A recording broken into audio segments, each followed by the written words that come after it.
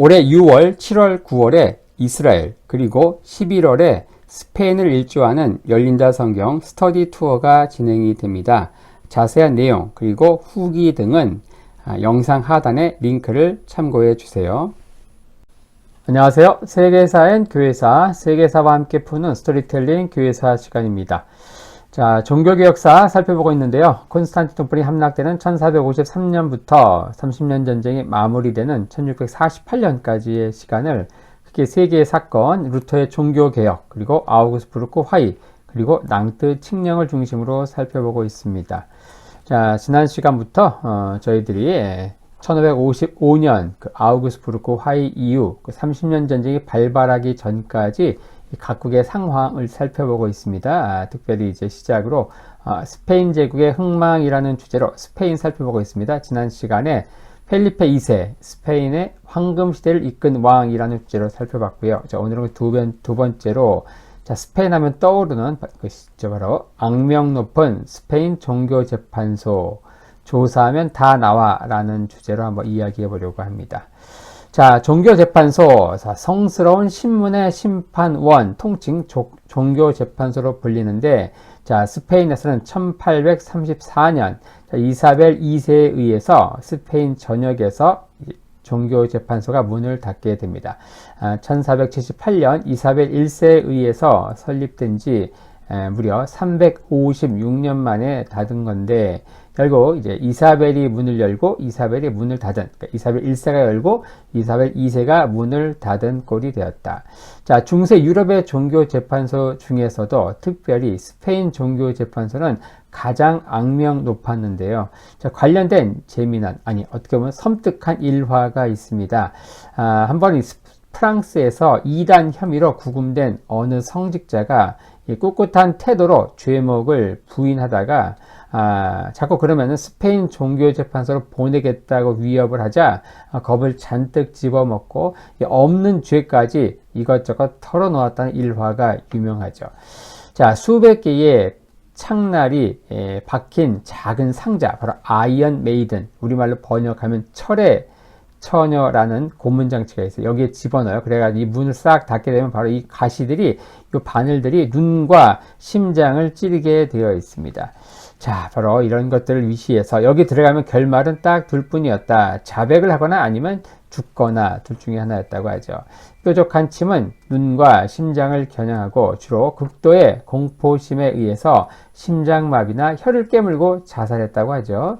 자, 이단 신문 가정은 2008년도에 밀로스 포먼 감독이 만든 영화 이 고야의 유령에 잘 묘사되어 있습니다. 자, 이단 신문자에게 먼저 소환장을 보내죠. 그리고 이단임을 시인하라고 잔혹한 고문을 하게 됩니다. 그리고 고문에 못 이겨서 이단임을 시인하게 되면 성당의 지하 감옥에서 죽을 때까지 갇혀서 고문을 당하거나 결국 최종 화형을 당했다. 자, 종교재판, 이것은 바로 중세시대 암흑기의 상징이었고요. 많은 이제 근대로 넘어오면서 계몽 철학자들의 규탄의 대상이 되었다는 것이죠. 자, 애초부터 스페인의 종교재판소는 다른 곳과 달랐습니다. 특별히 출발부터 굉장히 늦었는데 1478년에 시작돼요. 하지만 중세 유럽 종교재판소가 처음 생긴 시기는 1233년이에요. 남부 프랑스에서 세를 점점 넓혀가던 요 알비파 2단, 한번 다룬 바 있죠. 요 알비파 2단을 척결하기 위해서 만들어지는데, 당시 이 알비파 2단은 비잔틴 제국에서 박해를 받아 유럽으로 이주한 기독교 분파로 이원론, 그리고 영지주의, 극단적 금욕주의를 강조해서 초대교회, 중세교회 당시에 2단으로 몰린 대표적인 교파이기도 하죠. 알비파 십자군이 만들어져서 1209년부터 1229년까지 20년간 20만 명 이상을 학살했는데도 그래도 근절되지 않습니다. 그래서 교회는, 당시 중세교회는 세 가지 대책을 새로 내놓았는데, 설교를 강화하고, 그리고 수도회를 신설하고, 그리고 종교재판소를 열었습니다. 초기의 종교재판은 이 알비파처럼 청빈, 순결, 금욕을 강조한 이 도미니크 수도회가 맡았죠. 이후 다양한 형태의 종교재판이 유럽 각국으로 퍼져나가게 되는데, 자, 반면 스페인은 상황이 달랐습니다. 14세기까지 스페인의 이바리아 반도는 무어인, 무슬림의 이 무어인 통치를 받는 다종교 사회였습니다. 이 북아프리카에서 건너온 이 소수의 무슬림 지배자였던 무어인들은 이 효율적인 통치를 위해서 이 다수의 피지배층이었던 기독교도 그리고 유대교도에 대해서 상당히 관대한 통치를 했다. 자, 무어인 통치의 요 그라나다 왕국, 유명하죠. 이 아람브라 궁전, 굉장히 스페인 가시면 반드시 가보게 되는 곳인데, 이 그라나다 왕국의 경우 모스크 유대교 회당 가톨릭 성당이 이 왕국 안에 공존했다는 것이죠. 자, 하지만 14세기 이후 이 아라곤 그리고 카스티아 왕국 주도로 재정복 운동인 이 레콩키스타가 진행이 되면서 무어인들이 점점 패퇴하기 시작한다. 자, 이베리아 반도가 점점 기독교도 지배로 바뀌면서 자, 유대인에 대한 대대적인 탄압이 시작이 됩니다. 1391년 세비야에서 수백 명의 유대인이 희생이 되고 회당은 파괴되죠. 그리고 15세기 지속되는 탄압을 피하기 위해서 많은 무슬림과 유대인이 가톨릭으로 개종을 하게 되죠. 자, 스페인의 대중극의 시조인 후안 델 에시나, 그리고 시인인 후안 데 메다, 그리고 페르난도 2세 당시 재상이자 그리고 콜럼부스 항해에 자금을 지원한 루이스 데 산타겔, 이 모든 사람들은 다 개종한 사람들이다. 이 개종자들은 자신의 불안한 지위 때문에 더욱 강력하게 유대교를 비난하고 그랬다는 거예요. 마치 친일파가 일본 헌병보다 더 조선 민중들에게 더 악랄했던 것처럼 비슷한 심리 효과라는 것이죠. 자, 결국 1469년 카스티아 공주인 이사벨 그리고 아라곤의 왕자인 페르난도가 결혼함으로써 스페인, 오늘날의 스페인이 탄생을 하게 되는데요. 자, 1478년 교황 식스투스 4세에게 청원을 해서 이 둘은 이제 독자적인 종교재판소를 스페인에 열 수 있는 권리를 얻게 됩니다. 이러면서 자, 무슬림 지배 당시에는 여러 종교가 평화롭게 공존하던 스페인이었죠. 하지만 이제 신앙 때문에 언제든지 죽을 수 있는 지옥으로 스페인은 변하게 됩니다. 자, 이사벨 1세와 그리고 페르난도 2세가 이 종교재판소를 추진한 이유는 몇 가지가 있습니다. 첫 번째, 바로 정치 그리고 종교적인 동질성을 확보하기 위한 목적이었어요. 자, 두 왕국의 합병으로 탄생한 스페인은 자, 다양한 종교가 혼재하던 스페인 사회를 이제 가톨릭 국가로 재구성하기 원했고, 자, 이를 통해서 또 통치력 강화를 꾀했다는 것입니다. 자, 두 번째로, 자, 레콩키스타의 전리품이자 이게 이제 경제적인 이유이기도 했죠. 자, 정복 이전의 부자들은 이단 신문의 주된 표적이 되는데, 바로 대표적으로 부유한 유대인들 그리고 무슬림들이 그 타겟이었다. 이 심판은 교회가 아니라 왕실이 직접 관장했기 때문에 이들이 이제 이단으로 정죄되고 처형당하면 어떻게 돼요? 그 재산은 그대로 왕실의 그 재산이 귀속됐기 때문에 이러한 그 경제적인 이유 때문에 종교재판소가 악명을 떨칠 수밖에 없었다는 것이죠. 처음에 레콩키스타 과정에서 편입된 유대인과 무슬림이 요 종교재판 2단 신문의 대상이 되죠. 자, 유대인과 무슬림 판별을 위해서 스페인은 음식 문화가 상당히 발달하게 되는데 그 대표적인 게 바로 돼지고기다. 왜냐? 이 유대인과 무슬림에게 이 돼지고기는 절대 먹을 수 없는 금기라는 것입니다.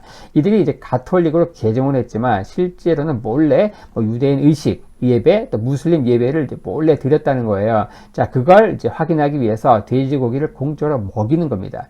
자, 이들에겐 결국은 눈물 젖은 빵이 아니라 뭐예요? 눈물 젖은 하몬, 그리고 눈물 젖은 꼬치니오가 되는데, 이 하몬은 스페인식 그 생햄을 얘기하고, 이 꼬치니오는 새끼 돼지 요리인데, 자, 왼쪽에 있는 게 여기 이제 바로 스페인식 생햄, 하몬이고요. 그 오른쪽에 있는 게 바로 새끼 돼지 요리입니다. 꼬치니오라고 하는 이런 것들을 유대인과 무슬림들이 강제로 먹이면서 네가 진짜로 개종한지 보여줘, 뭐 이런 식으로 했다는 거예요. 자, 16세기 이후 이제 개신교가 등장하면서 자, 이 종교재판소의 대상은 개신교도로 점차 확대가 된다. 그래서 이후에는 개신교가 스페인에 유입하는 것을 막는 도구로 이 종교재판소가 활용이 된다는 것입니다. 사실 처음에는 이단을 막기 위한 교화의 수단, 어떤 순수한 종교적인 열정 이런 것에서 시작되었지만 이후 점차 모함, 밀고로 영문도 모른 채 종교재판소에 끌려온 사람들이 굉장히 많았다는 겁니다. 자, 그 희생자가 적게 잡아도 30만 명 이상, 자, 많게 보는 분은 무려 200만 명이 넘는다는 주장도 있으니까 당시 스페인에서 얼마나 많은 사람들이 정말 이유도 모른 채 이렇게 죽어갔는지 정말 안타까운 상황인 것이죠. 1492년 자, 억압을 피해서 스페인을 떠난 유대인은 대략 수십만 명이 됐어요. 자, 이들을 뭐라고 부르는가? 바로 스파라딘, 바로 스페인계 유대인이라고 하는데, 자, 이들은 유럽, 그리고 북아프리카, 그리고 중동 각지의 도시로 흩어지게 됩니다. 1568년 이 펠리페 2세는요, 기독교로 개종한 무슬림들, 즉 모리스코를 다시 또 박해합니다. 그러면서 결국 이들이 반발을 하면서 알푸하라스 전쟁이 일어나게 되죠. 자, 그간 종교재판소로 강제 개종을 상당히 많이 했어요. 감시도 하고 막 그랬어요. 근데 그런 것도 부족해서 이제 일상에서 아랍어 그리고 아랍의 의상 착용을 금지하니까, 자, 이로써 어느 정도 성과가 있던 이 모리스코 개종에서 대거 역효과가 발생한 겁니다. 결국 이들은 건널 수 없는 강을 건너게 되고 이 펠리페 2세의 아들 바로 펠리페 3세 시대에 가서 이 모리스코를 스페인 대륙에서 전부 추방하는 그런 파국을 맞게 되죠. 그래서 결국 스페인에게 이득이 되었는가? 무슨 개이득이 되었는가? 절대 그렇지 않다는 겁니다. 이 모리스코는 당시 스페인 내에서 주로 농업에 종사했거든요. 이들의 추방으로서 바로 경제와 인구 구조가 박살나면서 경제 붕괴가 가속화되었다. 특별히 이제 안달루시아 그리고 발렌시아 지방에서는 농민의 절반이 모리스코였거든요.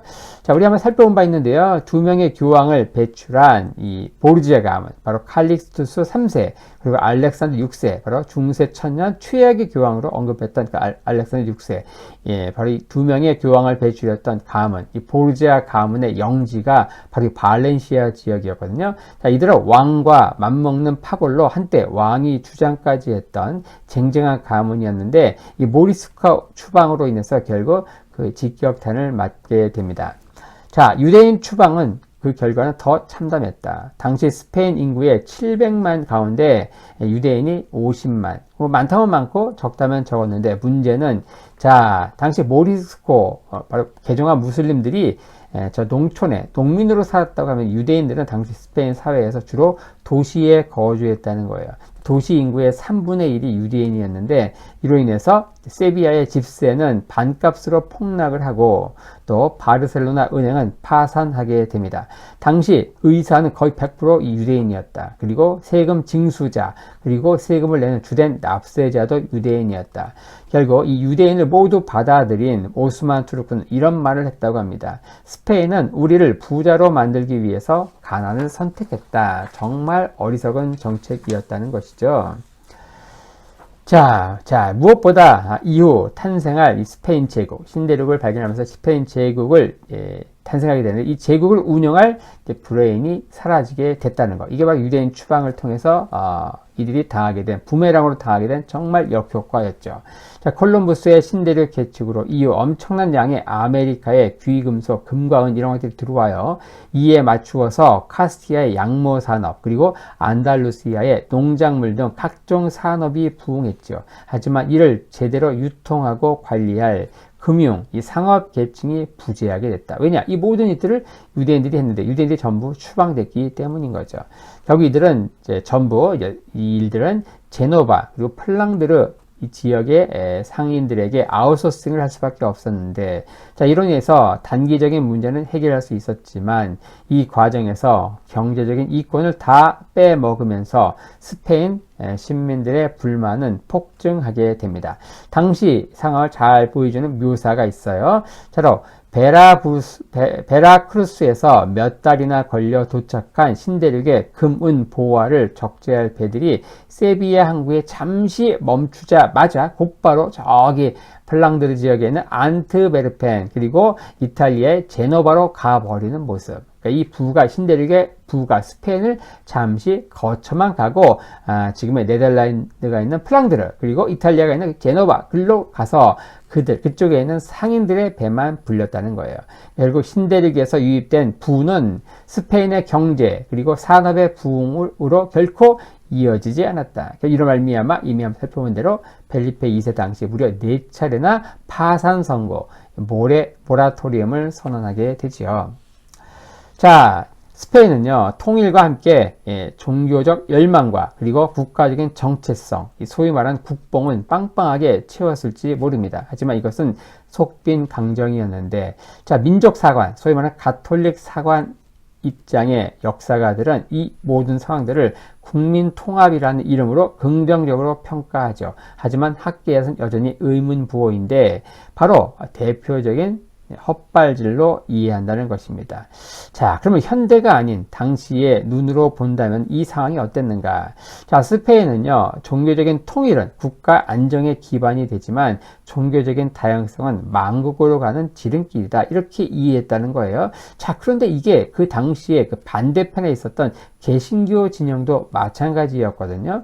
자, 스페인에서 이 가톨릭 신앙의 절대 유일성은 1812년 발표된 최초의 민주헌법인 그 카디스 헌법에서도 다 자유를 허락하는데, 이 종교의 자유만큼은 예외로 했을 만큼 스페인에서 이 가톨릭 신앙의 유일 절대성은 절대적이었다.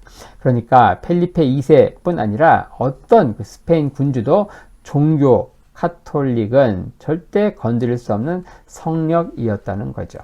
자, 근데 재미난 건 뭐냐? 이 종교적인 억압, 획일화 이런 것들 제외하면요, 동시대 이 스페인은 유럽의 다른 나라에 비해서 사회 정치적으로 상당히 자유로웠다라고 하는 거예요. 자, 동양에서는 맹자 그리고 영미 중심의 서양권에서는 청교도 혁명 이후에 나온 사상이 있습니다. 그게 바로 대표적인 사회 계약론으로 불리는 사상인데, 이 왕은 이 신의 뜻과 민의를 대표하는 자에 불과하다는 거예요. 만약에 왕의 자질이 개판이다 그러면은 갈아치우는 건 기본이요, 모가지도 자를 수 있다. 이런 사상들, 우리가 이걸 영국에서 처음 나온 것으로 존 로크가 주장한 것을 이야기하지만, 사실은 이게 후안 대 마리아나를 필두로 한 펠리페 2세 당시 스페인 법학자 그리고 정치 철학자들을 중심으로 나온 주장이라는 겁니다. 게다가 이런 주장들이 어떤 반체제 인사들이 저 음지에 숨어서 떠든 게 결코 아니다. 바로 1598년 이 후안 데 마리아나가 당시 왕이었던 펠리페 2세에게 헌정한 정치 이론서인 왕과 그리고 왕실이란 기관에 대한 논거에 나오는 내용이었다는 거예요. 자, 후안은 그럼 이런 것들을 이제 왕에게 바쳐가지고 핍박을 받았냐? 아니에요. 핍박은커녕 왕실 주도의 각종 프로젝트에 불러다니면서 당대의 명사로 명예와 그리고 천수를 누리다 죽었다는 것이죠. 자, 당시의 상황들, 종교 재판소로 대표되는 이제 스페인의 종교 획일화 정책, 요거의 공과 과, 그리고 평가, 이런 것들 중심으로 한번 오늘은 종합적으로 한번 살펴보았습니다.